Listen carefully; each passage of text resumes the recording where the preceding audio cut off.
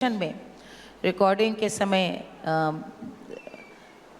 एक चैती जिसमें ये शब्द आ रहे थे कि लिहले जन्म रघुरैया हो रामा लिहले जन्म अयोध्या में।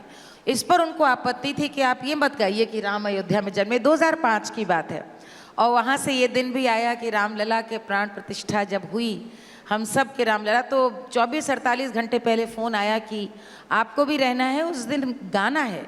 तो मुझे लगा कि मतलब मेरे पिताजी की, उनके भी सब पूर्वजों की तपस्या जैसे सफल हो गई। और जो मैंने गाया वो मैं सुना रही हूँ।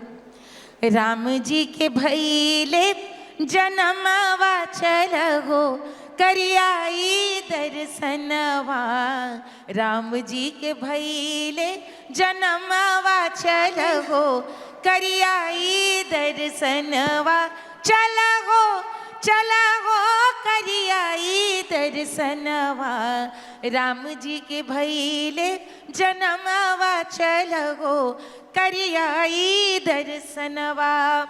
सुर नर मुनि सब कीरत गावे, अरे मारल जाई रावणवा चल हो करियाई दर्शनवा, राम जी के भैले जनमवा चल हो करियाई दर्शनवा।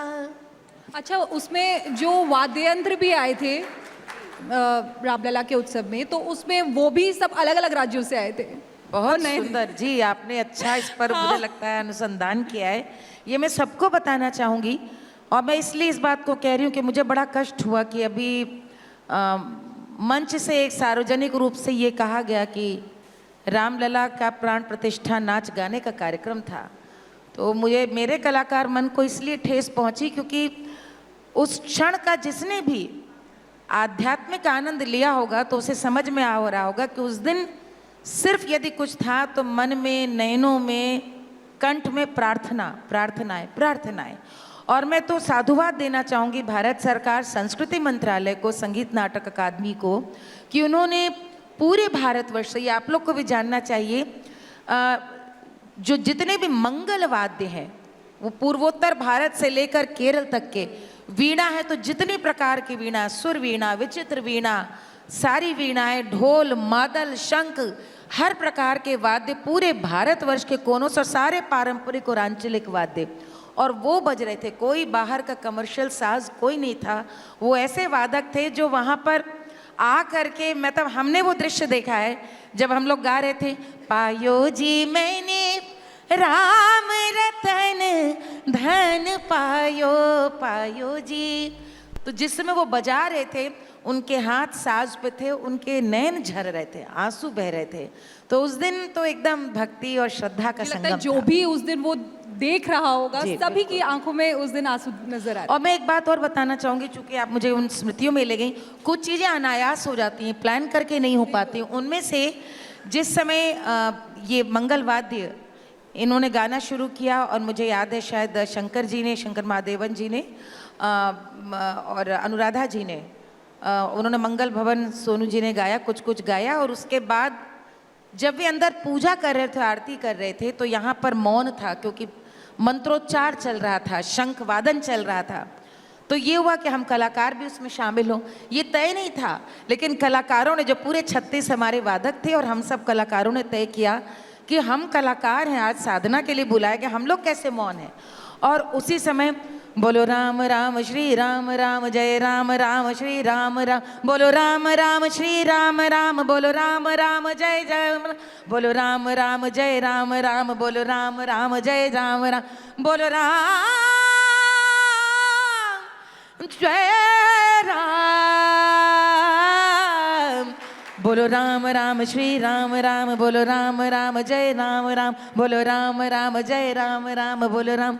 और हम लोग सीधे राम राम राम राम सिर्फ कितनी देर करते रहे। बहुत बाद में लोगों ने बताया कि वो जब टीवी पे डायरेक्ट टेलीकास्ट हो रहा था तो उधर रामलला का प्राकट्य हो रहा था और इधर हम लोग सिर्फ राम नाम संकीर्तन कर रहे थे, जिसकी कोई तैयारी नहीं थी। ये ईश्वर कराता है, हृदय से निकल रहा था। और मैं आपसे कह सकती हूँ कि उस दिन लगा कि ये बातें ही पूछना बेईमानी है कि कौन राम भक्त है या कौन नहीं।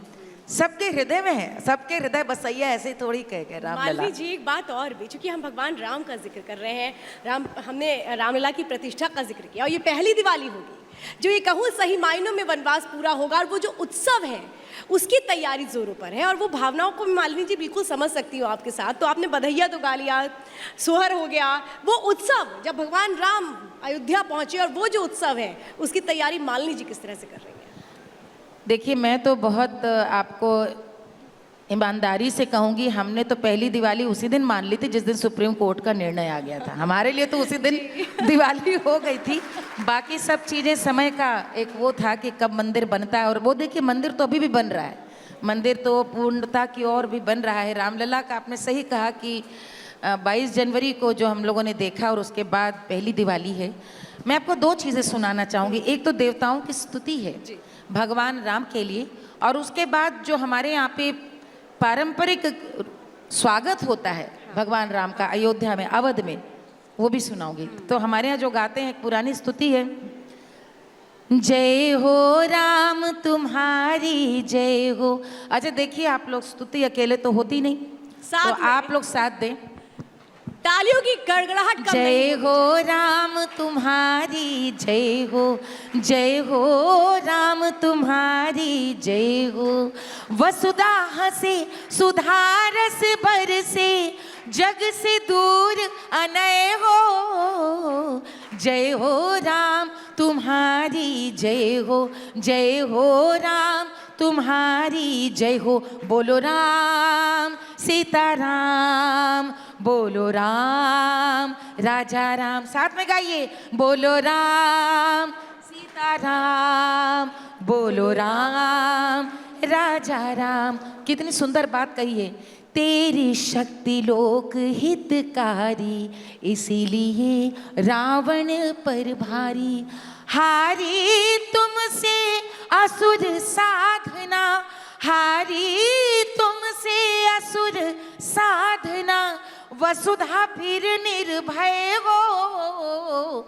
जय हो राम तुम्हारी जय हो, जय हो राम तुम्हारी जय हो। बोलो राम सीताराम, बोलो राम राजा। आवाज वहां से भी आनी चाहिए। बोलो राम राम राम सीताराम राम राम, बोलो राम राम राम राजा राम राम राम।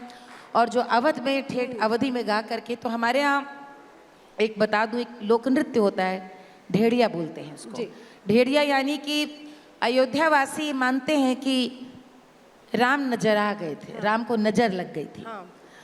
और राम को नजर लग गई ऐसे कि कहाँ ये राज्याभिषेक होना वाला था, और 14 वर्ष को नया नया बनरा अपनी नई एकदम युवा पत्नी को लेके और लक्ष्मण को लेके, अयोध्या पहले जैसी रही नहीं, दशरथ नहीं रहे, तो वो नाचती हैं मिट्टी के घड़े अपने सर पे रख करके, उसमें दिया जलता रहता है, और गोल गोल गोल गोल घूमती हैं दिवाली के आसपास, पूरा कार्तिक नृत्य करती हैं, और अंत में उस भेड़िया को गिराकर उसके ऊपर नाचती हैं कि ये सारी अलाए बलाएं हम पर बीते, हमारे राम आज वापस आ जाएं, अयोध्या से कभी वापस न जाए।